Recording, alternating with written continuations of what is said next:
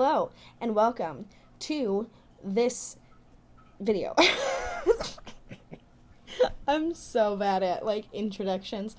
I would usually say, hey guys, and girls, and theys, last week we talked about X, Y, and Z. But because I am me, we are on no type of upload schedule whatsoever, so I'm just going to say, in our last video, right? So whenever the last one was, that's when we had this conversation, and we introduced you to the United States prison system and the question that we are going to attempt to answer with this 4-video series. That question being, how do we end mass incarceration in the United States? I probably don't need to specify in the U.S., since we discovered that the United States incarcerates more individuals than any other country. Now, I gotta say something really quick, okay? I naturally talk fast. I naturally have a weird high-pitched / medium. I don't know what pitch my voice is. I'm not Charlie Puth. But I might sound a little excited. Does that make sense? I don't know why I just Dora the Explored that, like you were going to answer if I paused long enough. Maybe you did. That might be a thing. So anyway, I'm not, making light of these situations or anything that I ever talk about, because, people want me to talk about religious freedom and vaccines and a whole list of stuff that is hidden somewhere amongst all of this chaos. That's just how I talk. A little bit obnoxiously. And this is also why I didn't like talking about true crime in the Wayback Machine on the podcast. We talked about it once, and then everyone was like, do it again. And it just kept going and going and going and going. And I don't like being monotonous. I don't like having to talk, really sad. Because I just feel like that's really sad. So, yeah. I mean, I guess my whole thing is, I talk about negative things in a positive way. The positive way being a voice inflection. So, yeah, don't listen to this and be like, wow, she sounds really happy for talking about the absolute crippling United States prison system that needs a lot of help and people are dying left and right. No, it pisses me off. It makes me angry. But you don't want to sit here and listen to my angry voice. Trust me, I have yelled at plenty of person before. Sometimes for minutes on end without even breathing. And they might be able to attest that it is not fun nor exciting. Moving on. Now that the boring stuff, or the history of the U.S. prison system, has been covered in part 1, we're going to expand a bit more today, and we're going to compare the United States prison system with 2 other countries. Before we get into that, I do want to say that a while ago, I switched to just voiceover work and doing crafts for this specific platform, YouTube, because I don't do it seriously. You know, if I hit 500 by the end of the year, I hit 500, and I will be grateful.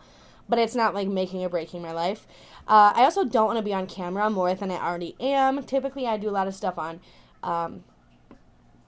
TikTok, and so I don't feel like doing that. I don't like talking into a camera. It just freaks me out. Which is weird.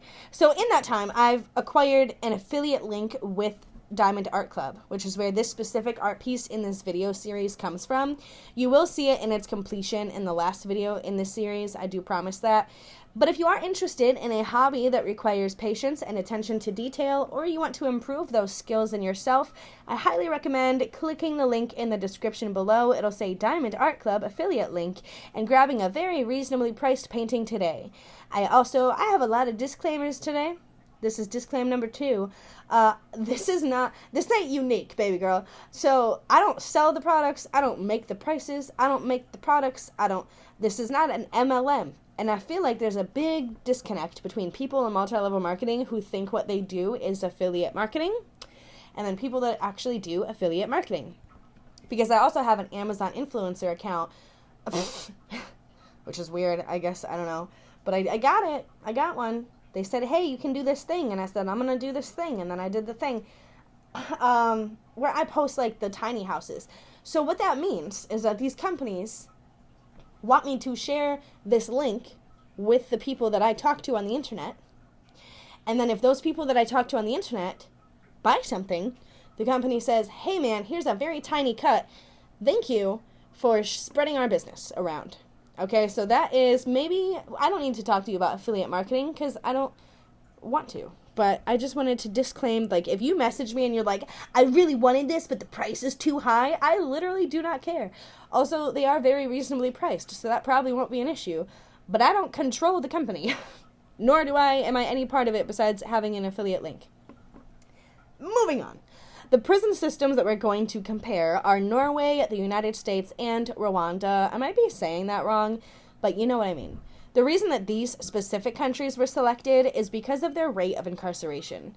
As we covered in the last video, the United States has the highest rate of incarceration in the entire world. They only hold 5% of the entire world's population, yet they house 25% incarcerated. That's sad. Okay, that's not good. I got notes here, right? I want to make sure I find my spot. So not only, again, is the U.S. number one in incarceration rate, but in the list of the top 20 highest incarceration rates, United States territories appear 3 more times. So, it's kind of like a trend. I also do want to point out that prior to me recording this, Russia was actually in second place, not Rwanda, but the newest report came out based on 2021, I believe. Yeah, because it's 22. So, part of the reason for Russia going from a rate of 581 per 100,000 incarcerated to 323 largely, allegedly, has to do with the invasion of Ukraine. What does a losing country do but release its prisoners to fight in the war that it started for no good fucking reason? Allegedly. So now my notes are all messed up, but that's okay. We'll just go with it. I am going to compare the prison systems, although Norway houses Time Magazine's most humane prison in the world. Because I was going to talk about the good and the bad prisons in all 3 of those countries. I'm sure they exist, right? But it was very difficult to find that sort of information. And Rwanda doesn't really release anything as far as their prison system goes. So anything that I found was just based off of world data or from the UK talking about if you get arrested in these countries, this is what to expect. So let's look at these prison systems at a glance. First up, United States of America. The ministry responsible for the prison system here is the good old DOJ, or Department of Justice. The director of the Federal Bureau of Prisons, I believe, is a guy named Michael, but I could be mistaken because it was a little outdated.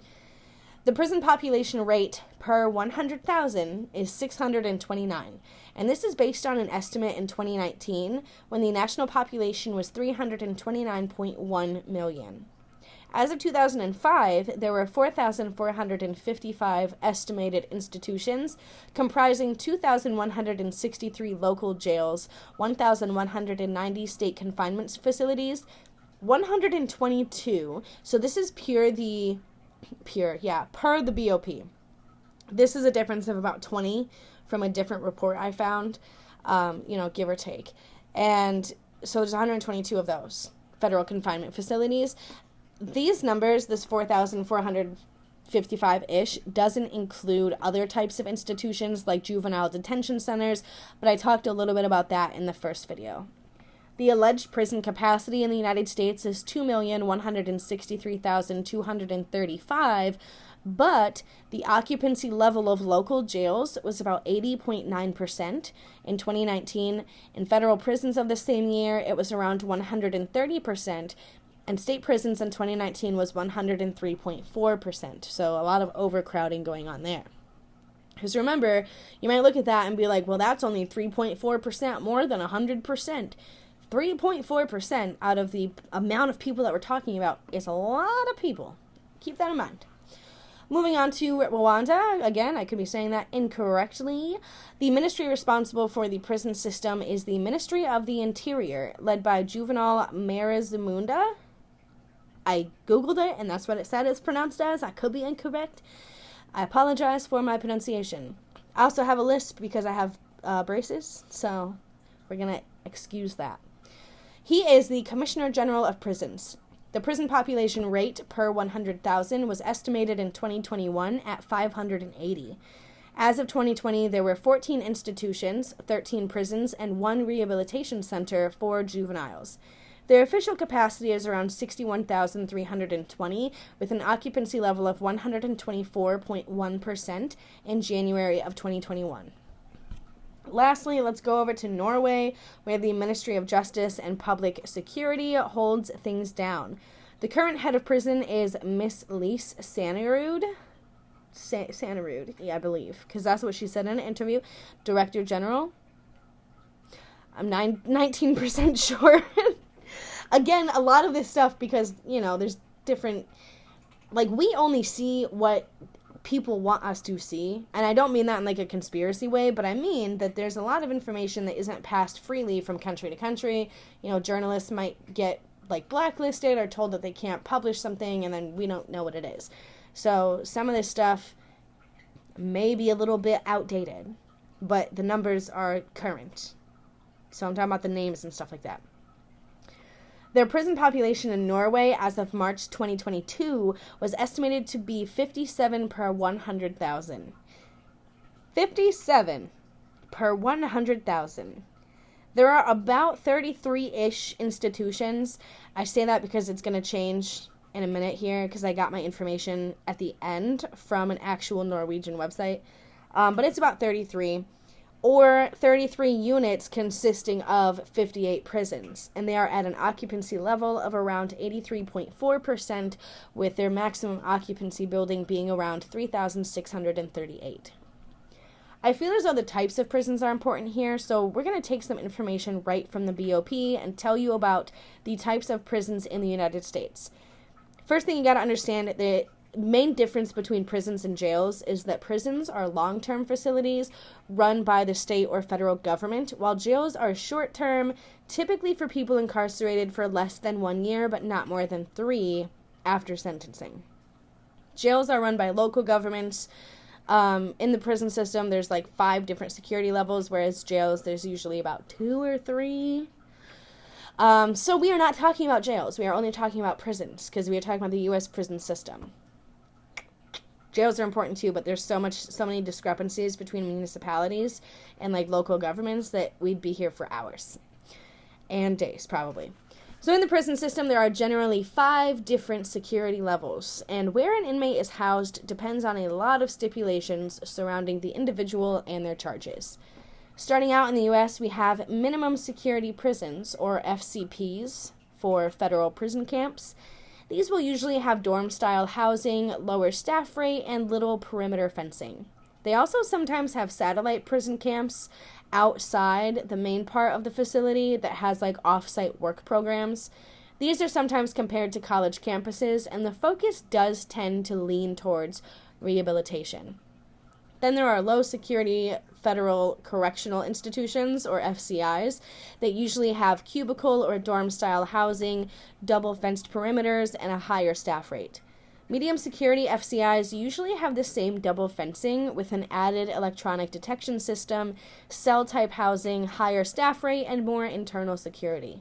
While some prisoners in low-security facilities might be violent, they have to have less than 20 years left in their sentence to be housed at a low-level facility, while a medium-security facility most likely houses violent offenders.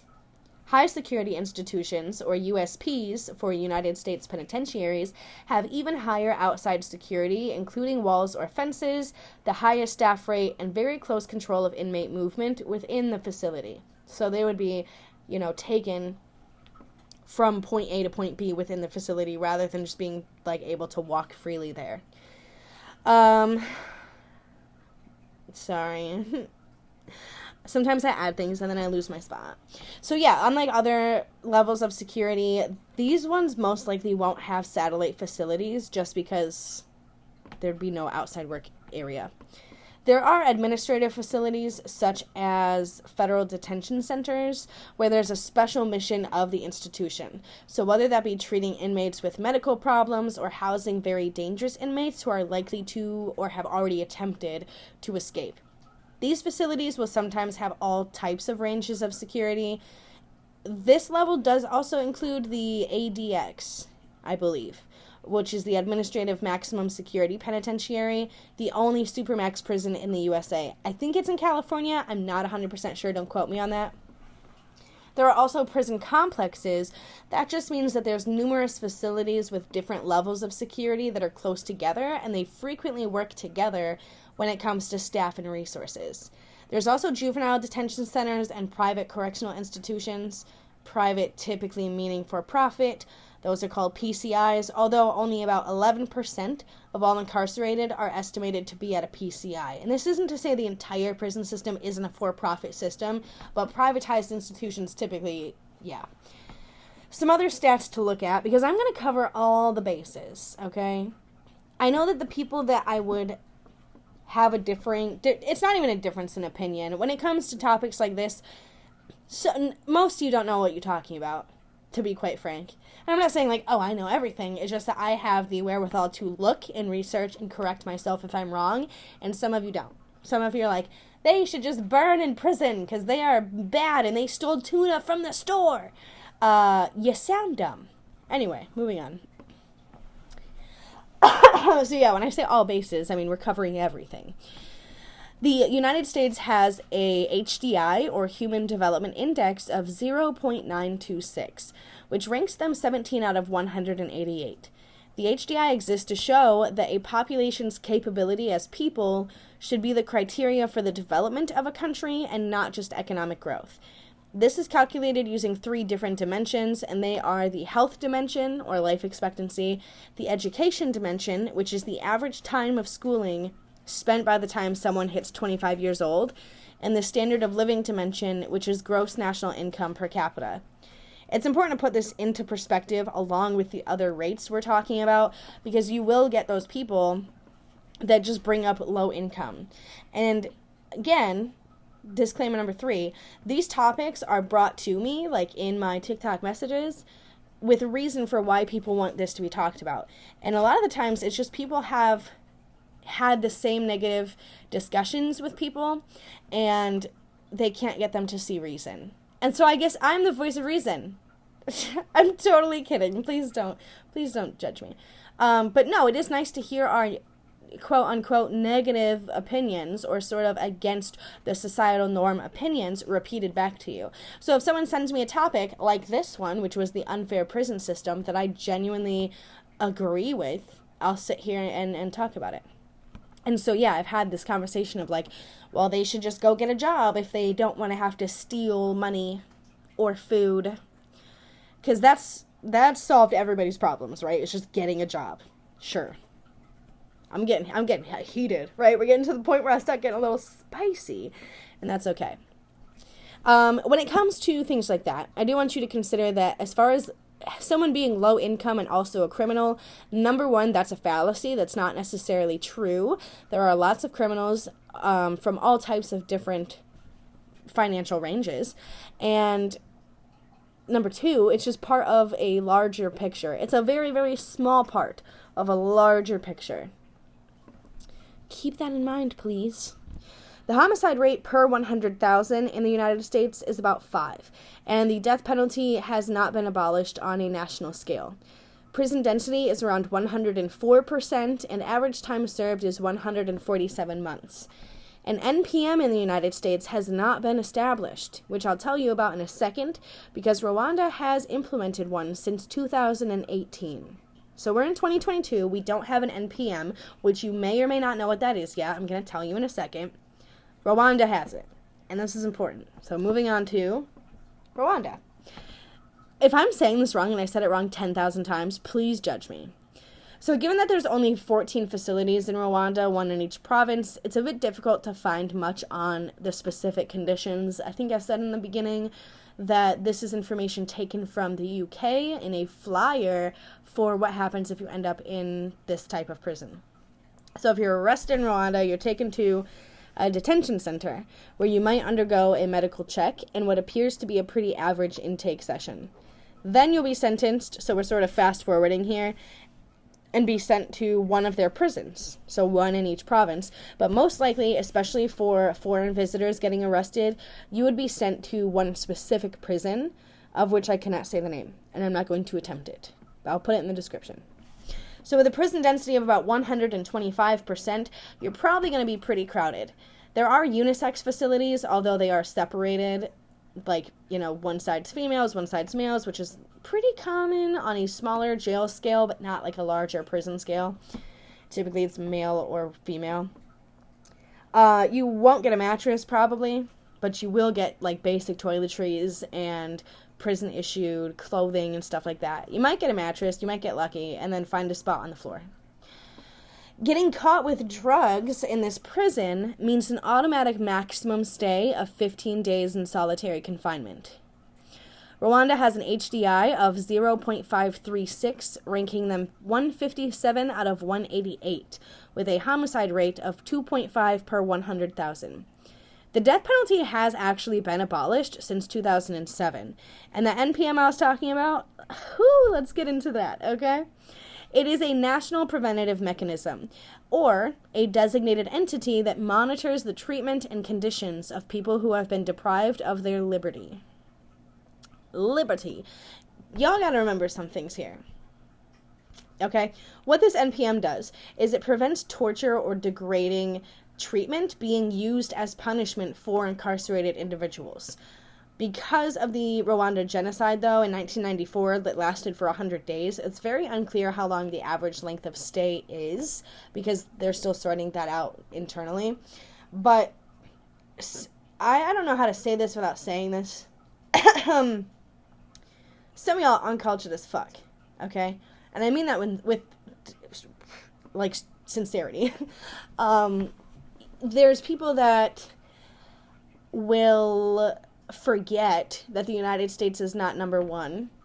We have to clear some things up. It's not number one in much, except maybe school shootings and violence. Actually, you know what? I think maybe they are in the top 5 there, but I'm not 100% sure. And also, it's not the only country, and also it's not the biggest country, and also it's not the richest country, and also it's not the best country. In fact, I think I said what? It was like 17 out of 188, which, yeah, that's pretty impressive. But also it's not. And it's sort of this backwards thinking and this propaganda that you've been swallowing since first grade when you stood up and pledged allegiance to a piece of fabric that sets this conversation back. Because when it comes to, and this is why it's so important to compare the prison system in the U.S. to other countries, to showcase that there are things that can be and should be done differently, and they're already being done differently and better by better countries. I'm very sorry, like, I know that you went to Vegas one time and you feel like you are just you are a world traveler, jet setter, but when I tell you that, holy shit, like, if y'all knew what was out there, your mind would be blown. Right? And it is important because this conversation has so much more to do with, like, the entire world. And there are people that laugh at the United States and say, like, hey, that's really fucked up. Why are they doing that? And then y'all are here with your, like, amendments and your guns and your trucks, and you're like, we're the fucking best, man. You're not. And I want you to hear that, and I want you to know that, okay? Because once you stop believing that, once, like, the American eagle just, like, clears out from in front of your vision, you're going to see all the work that needs to be done. And it's only after we have taken away this propagated wonderfulness of this country that you can see the holes that need to be filled in. So, because I've had people tell me, like, you're not patriotic. Nope, I ain't. I'll eat a hot dog or two, especially down at the cart, right? Because those are the best. But I'm not gonna shit out American flags. That's just weird. And I think that is a very important, like, this little lecture, this conversation we're having right here is important because you need to see that.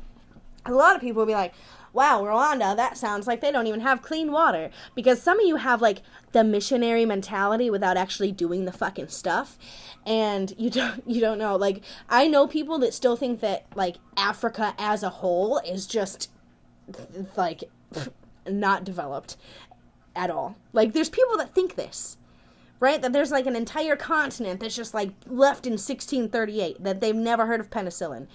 I've had conversations with these people against my fucking will, basically, but they exist. I'm telling you, they do. And so, no, if a country that is, they do have a lower HDI, and they are ranked lower, and they probably don't have as developed technology or sort of methods of doing things as the United States. For them to recognize that there is an issue with controlling what happens with, on a positive level, people that have been deprived of their liberty, then why has the United States not done that yet?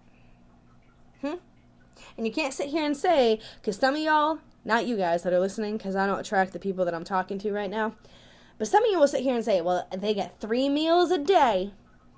3 meals a day, that's what I want.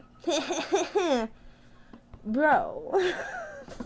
I'm not going to get into the logistics of what these meals are and stuff like that in U.S. prisons. But no, it's not a stay at the Ritz. It's not fun, it's not fancy, it's not safe, and it's definitely not clean. Let's just... Moving on, because I feel like I went on way too long with that anger. So now on to Norway, which has the most humane prison at Halden, is what it's called, or at least one of them, according to Time magazine. There's only 3 levels to Norwegian prison systems, being high security, lower security, and transitional housing. There's 34 facilities in Norway, a prison density of 83%, so that's around 3,000 per place on average. The average length of imprisonment in Norway is around 323 days, or 10-ish months. The death penalty has been abolished since 1979, and an NPM has been in place since 2014. Norway's Human Development Index is 0.953, which ranks them number 1 out of 188, with a homicide rate of 0.5 per 100,000.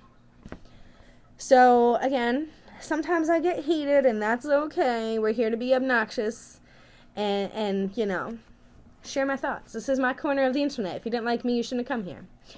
The United States prison system is absolutely in crisis. Inmates are treated like absolute garbage, no matter what their charge is. In 2019 alone, there were 3,853 inmate deaths in state prisons. These facilities are overcrowded and often extremely violent, and they have little to no systems in place for rehabilitation. They will spend more money teaching staff how to be defensive before there's even a threat, but they won't spend that same amount or less on rehabilitative services. Medical care, including suicide prevention, is often not taken seriously, despite the Constitution. Yes, ladies and gentlemen, we do have constitutional freedoms, even for our prisoners. Crazy. And in that Constitution, it says it is a prison's duty to protect their residents against physical or mental harm. And unfortunately, they don't give a fuck, because previously there was a report of 2 officers putting a young person of color, man, into a cell with an older, known to be racist white man. They knew his behavior. The older man beat the young man to death, with the younger man being set to be released within a couple days of his death. And he was in there for like a very low-level drug charge, I believe. I would have to double check. But this was something that the prison staff there did often, and they would refer to it as prison gladiator fighting. Tell me that's not fucked up. Solitary confinement is used frequently and most of the time in place of medical intervention, including detoxing, which can be very dangerous to do alone or in a room by yourself with minimal intervention. These isolations inside of the solitary confinement can be up to 23 hours a day, are responsible for 50% of prison suicides, even though only 8% of all incarcerated at any one time are known to be in solitary confinement. If you think we're just, like, being sensitive at this point and, like, oh, fucking snowflakes, solitary confinement, number 1, I want you to put yourself in your bathroom for 23 consecutive hours. No phone. Call somebody up to put food in there every 4 to 6 hours during the day, and then tell me how you feel at the end of that. But then imagine that for days on end. Okay? Because nobody deserves that. And the thing is, solitary confinement can happen for no fucking reason to someone who's in there because they had, a little bit of weed on them and they went to a state where it wasn't legal and they forgot it was in their car, right? Things like that have happened. Solitary confinement isn't contingent on your charges. It's based on something that might occur within the prison system. So say that you have a bad day. Most prisoners do have mental health issues. And sometimes mental health issues can cause people to act in a way that is not acceptable, quote unquote. So instead of getting that intervention, they're put into a room where it's made worse. Yeah. But anyway, it's not just us. It's not just pink-haired girls like me, because the Supreme Court ordered 46,000 inmates released from California prisons in 2011 due to the treatment and conditions of the facilities. 46,000 people capable of being released, and were released because of the conditions. In Alabama, a 24-year-old man was beaten to death by the very people who are, again, constitutionally bound to protect him during his incarceration. Rowcrest Mack was serving a sentence for a nonviolent drug charge when the guards beat him to death during a routine count. Those guards would be Michael Smith, Scotty Glenn, Matthew Davidson, and Joseph Sanders. Or at least there are 4 of the men involved. I believe 3 of them have been sentenced or tried for the death. That's not what this video is about, so I will link all that in the description below. This sort of unchecked, vigilante-style justice that takes place inside prison walls is cheered on by outsiders who honestly don't know what the fuck they are talking about.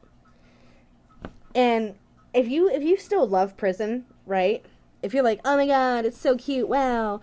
Let's just talk about the financial aspect of it. In 2015, you, who may or may not be a taxpayer, contributed $87 billion to public safety. However, public safety hasn't improved since 1978, when $5.5 billion was spent in taxpayer money for the same level of safety. So $5.5 billion in 1978, $87 billion in 2015, nothing has changed. Nothing within the prison system majorly to impact public safety has changed, yet you're paying for it. Does that make you feel good? Right. You can also look up the case of Carl Taylor. That shows how solitary confinement is often used as a substitute for mental health assistance. Anyway, moving on. We touched on Rwanda with what was given to us. Typically, overcrowding is a major issue, which is a human rights issue that leads to severe disease or not enough food. Halden Prison in Norway is, again, Time Magazine's most humane prison. When asked about the level of comfort in this prison, the prisoner governor at the time said, "Inmates are human beings. They have done wrong. They must be punished, but they are still human beings." I feel like that's something that shouldn't need to be said. When it comes to the ranking of the prison humanity, there are 8 total factors considered. These would be absence of corruption, constraints on government powers, civil justice, open government order and security, fundamental rights, criminal justice, and regulatory enforcement. On the actual website of the Directorate of Norwegian Correctional Service, it says, and I'm going to quote this in its entirety, "The punishment is the restriction of liberty. No other rights have been removed by the sentencing court. Therefore, the sentenced offender has all the same rights as others who live in Norway. No one shall serve their sentence under stricter circumstances than necessary for the security in the community. In accordance with the principle of normality, progression through a sentence should be aimed at re-entering the community. The more institutionalized the system is, the harder it will be to return to freedom. Therefore, one will proceed towards release gradually from high-security prisons to lower-security prisons, through halfway houses, and finally execution of the sentence outside of prison unless security reasons dictate otherwise." So, with this in mind, aside from freedom, life on the inside is similar to life on the outside, with mandatory access to skill and life-based rehabilitation services. You'll get regular furniture, a flat-screen TV, a private bathroom area, basically a dorm. I do have to say, according to an actual Norwegian government site, it states that there are 57 prisons. That might be the units. 34 are made up of 58 prisons. And the reason for that many is to actually allow inmates to serve their time close to their home and make visits easier. Before release, the directorate will work with employers to secure jobs for the prisoners and housing if needed. That is rehabilitation, not giving someone a $10 fucking bus ticket. Looking at you, United States. There's also public health care and pension for every citizen, as sort of like a fail-safe. Contrary to the United States' 8-week average for staff training, Norway prison staff have a 2-year program where they study criminology, ethics, human rights, law, psychology, and welfare. Instead of being overlords with a badge, prison staff in Norway are serving as role models, and they will often interact positively with the inmates, even like playing soccer with them, stuff that would make people that work in the United States prison system probably shit their pants. The prisoner governor at the time, who also is a clinical psychologist, says, "The punishment is that you lose your freedom. If we treat people like animals when they are in prison, they will likely behave like animals. Here we pay attention to you as human beings." You would think the recidivism rate would be high, since a lot of people in the U.S. say, if you treat them nice, they'll just stay there and go back to prison, which is dumb. Again, you sound dumb. I want you to look in the mirror, and I want you to say that shit until you realize how dumb it sounds.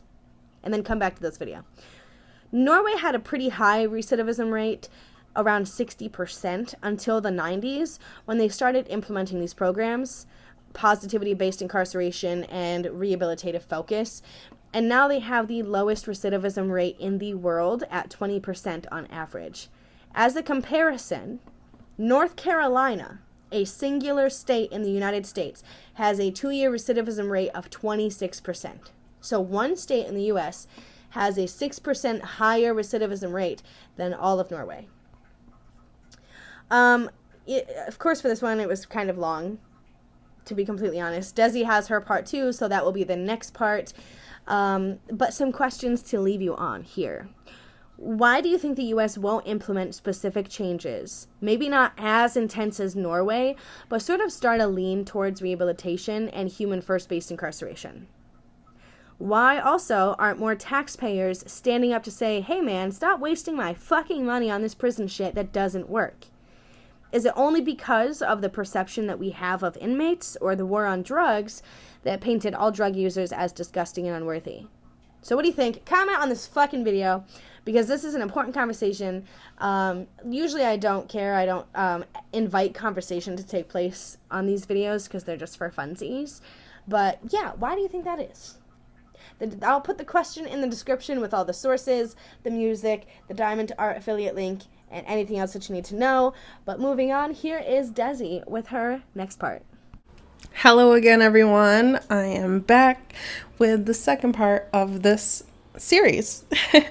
I think we left off basically talking about how a huge portion of our prison system has been privatized and is being ran for profit, that they want more prisoners and they want convicts to come back so that they can get money from them being there.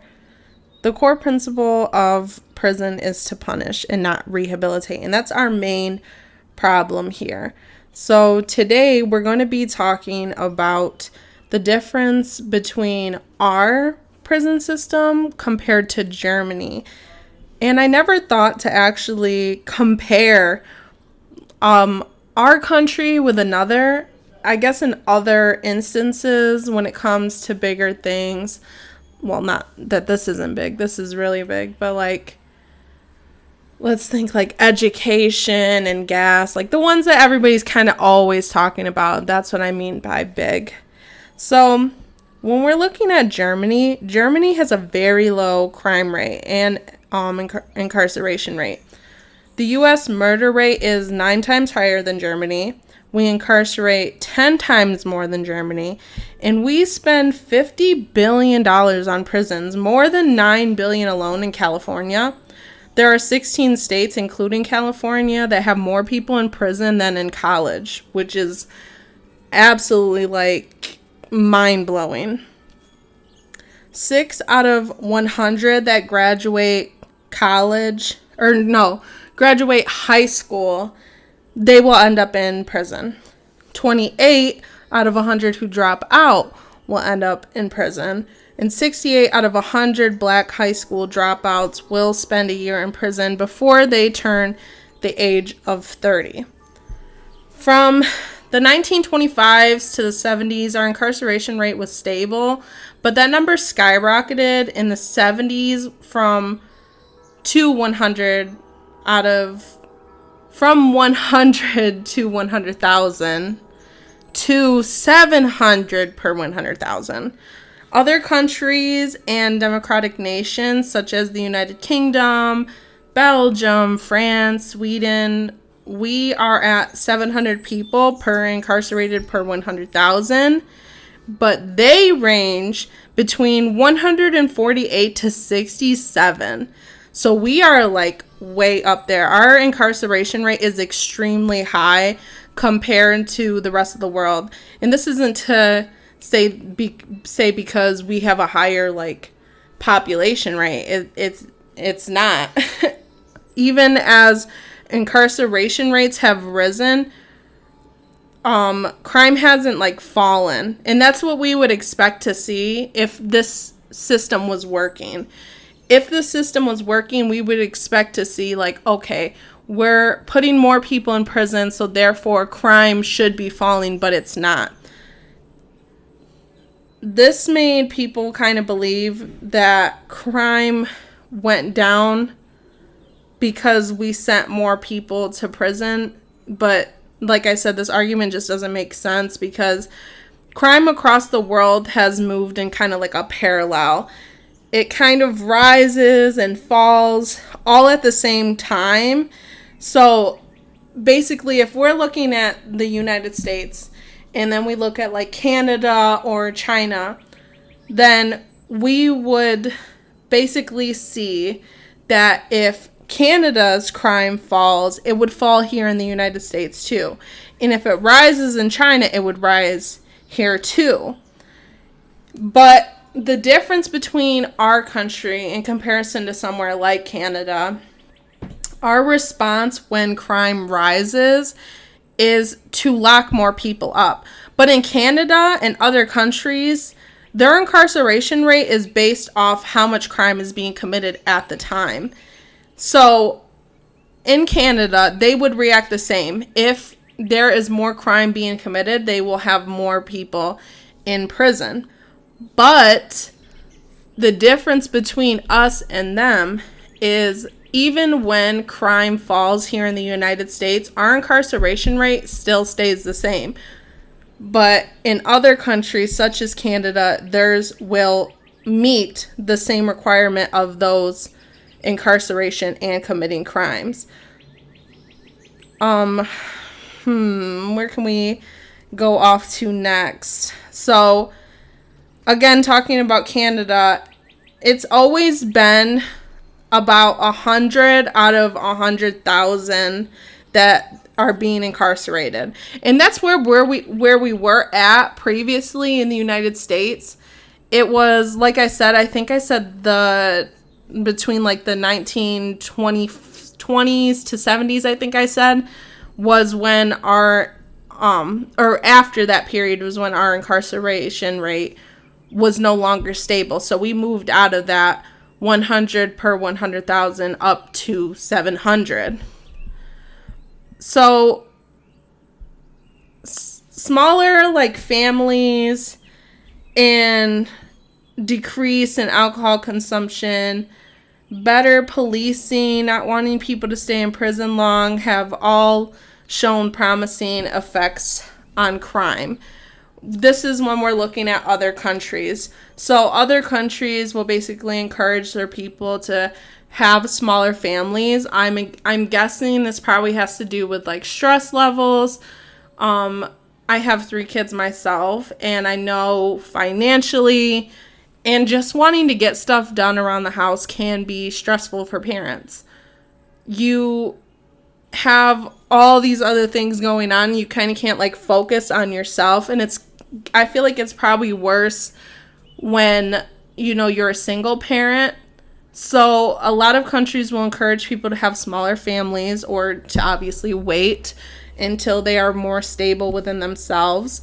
They want people to kind of decrease alcohol consumption. I think that's why, like, also a lot of countries, alcohol and I feel like drugs as a whole, we've seen places like, I want to say Finland, I believe it is, or no, maybe I'm thinking of homelessness. But there is a country out there that has decriminalized drugs, and decriminalizing drugs and alcohol is like one of the things that has kind of helped people to do it more moderately, and it doesn't become like an obsession, I want to say, to where like you have to do it. It's more like widely accepted because people know people are going to use drugs. People are going to drink alcohol. That's just something that humans are going to do. And they just kind of want to decrease that. So, again, better policing is another thing. I feel like the way we police here in the United States is more like militarized. We are taught from the very beginning that police officers are scary, pretty much. Let's note back to Crystal's past episodes about the school to prison pipeline. Having police officers in school is very intimidating to children. When you're kind of being told that police are there to, protect you and yada, yada, yada, but then every time you see them, you think, oh my gosh, am I doing something wrong? Am I doing something wrong? Do I look suspicious? Like, that should not be the mindset.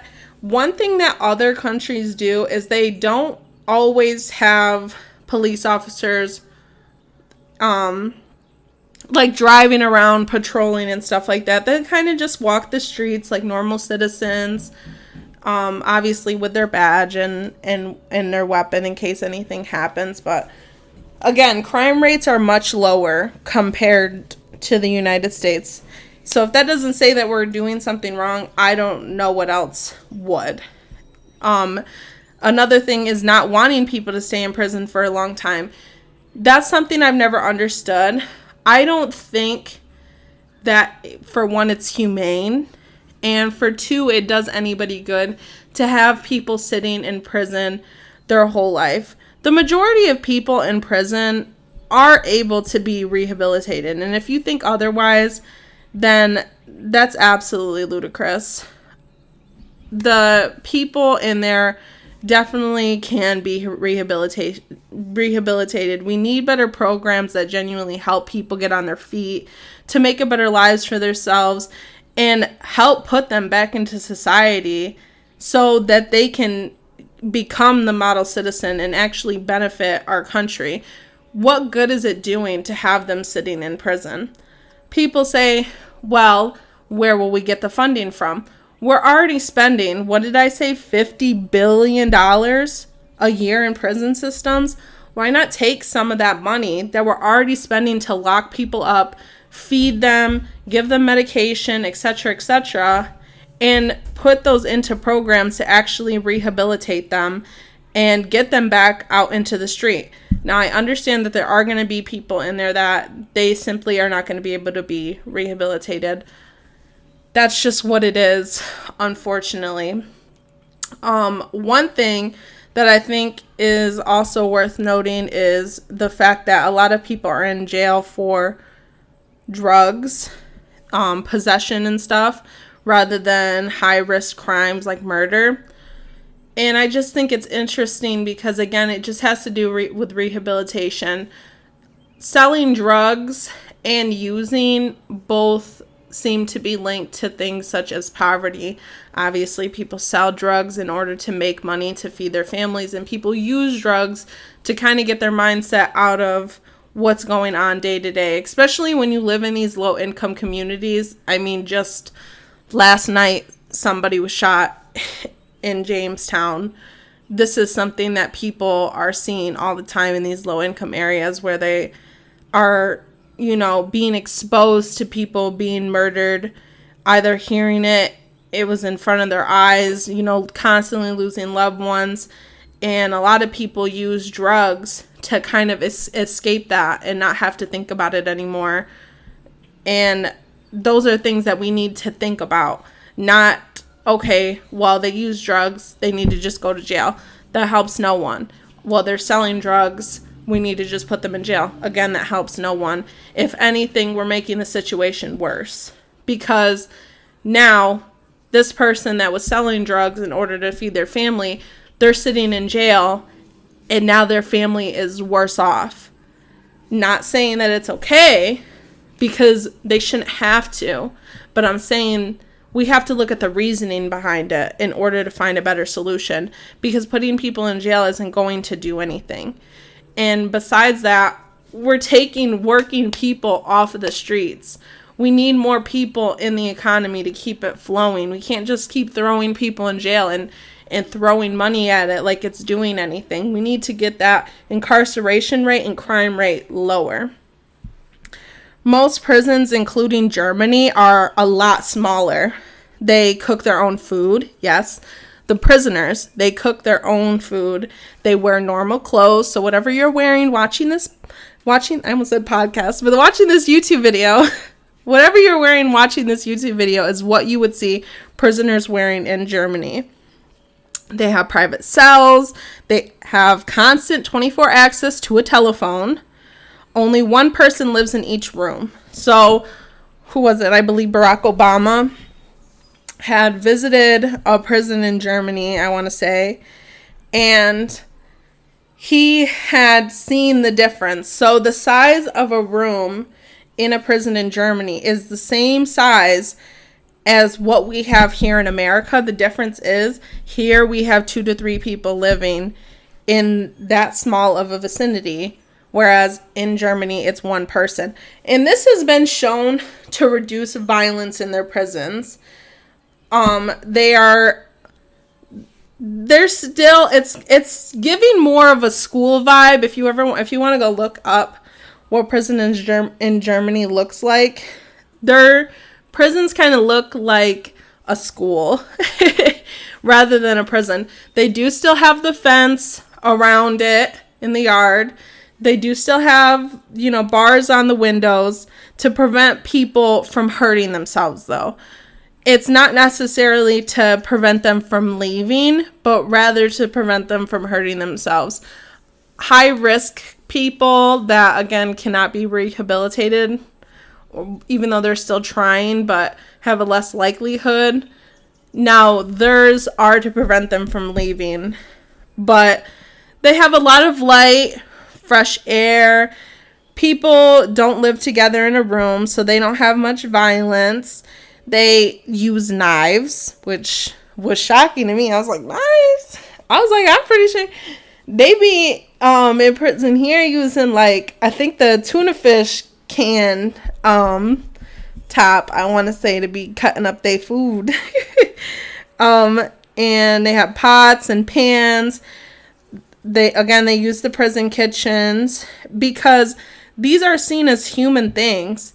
They look at it in a way like, okay, they're going to be cooking for themselves outside of here. If we want them to go back into society, we have to have them doing the things that they're going to be doing when they're no longer here. And that means cooking and cleaning and educating themselves and learning to take care of themselves, working, etc. These are things that people need to do. They need to know how to do these things.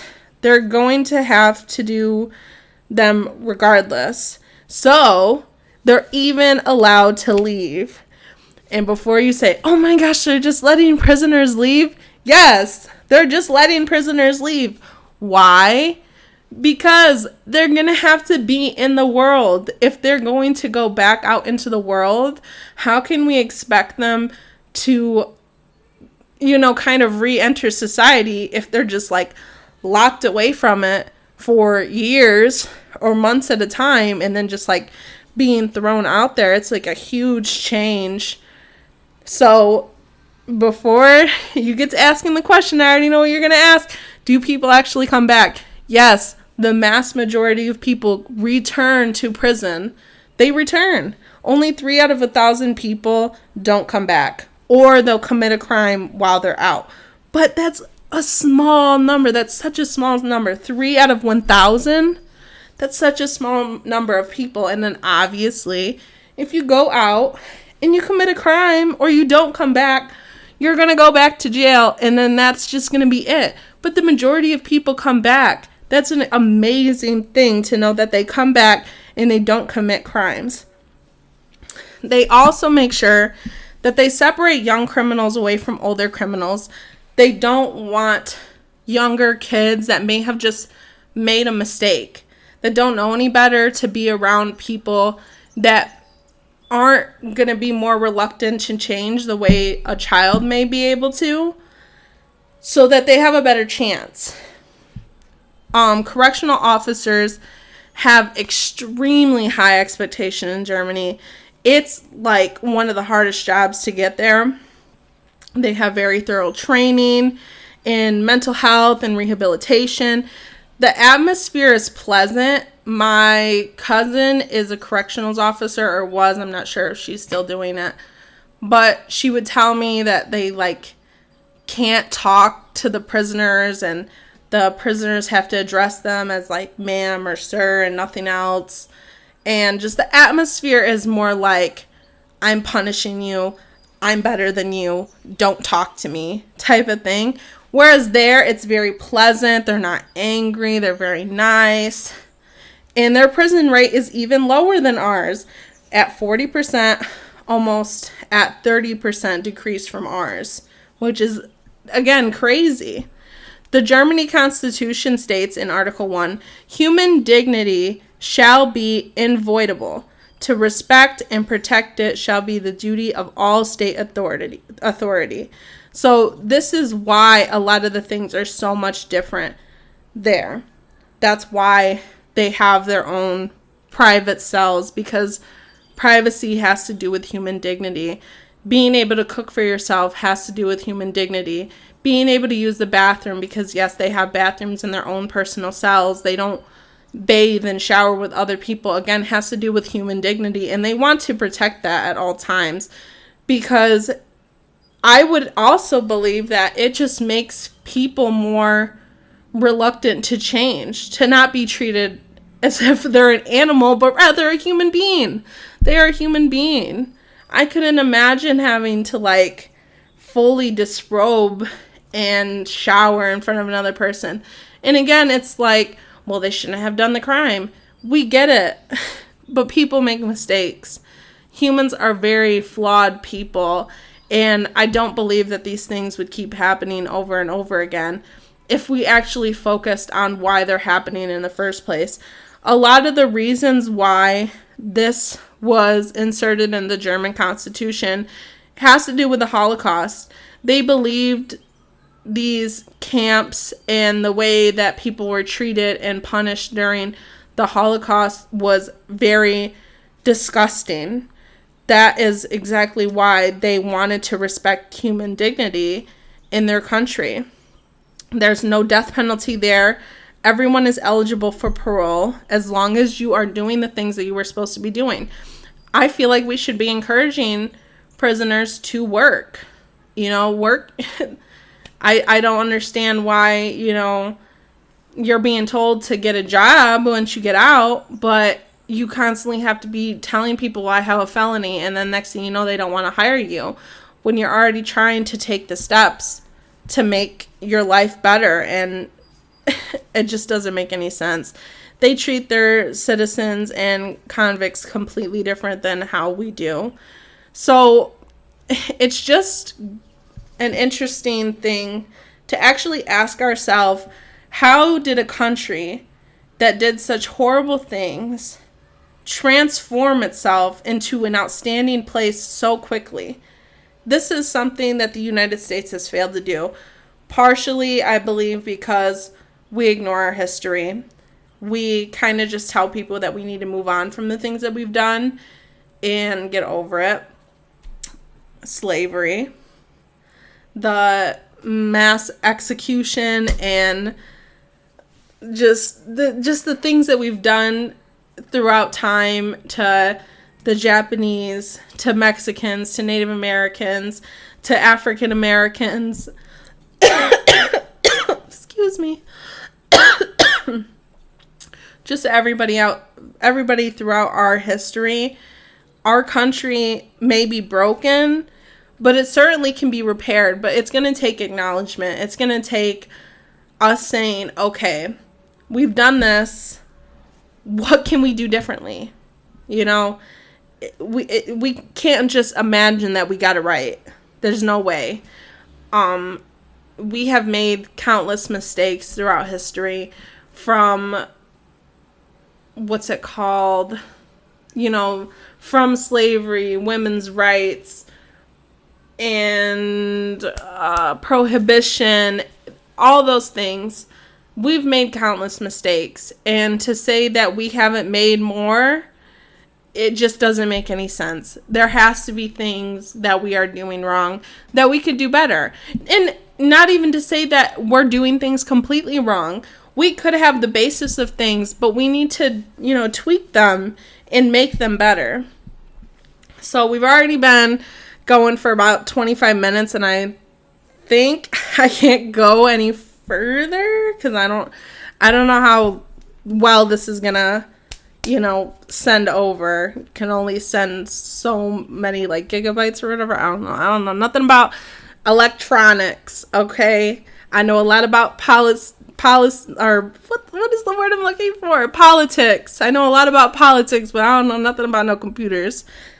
So I forget the topic for the next episode. I have many, many more notes that we're going to have to go over, and I'm really excited. This has been such a fun topic to look over and compare, and it's given me so many ideas of